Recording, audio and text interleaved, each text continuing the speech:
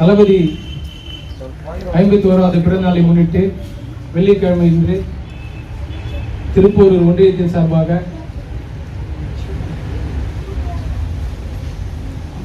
கிளை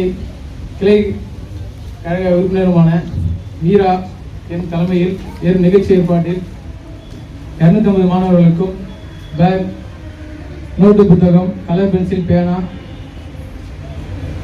இனிப்பு வழங்கி இப்போது இந்த நிகழ்ச்சி கொண்டாடப்பட உள்ளது. அனைவருக்கும் வணக்கம்.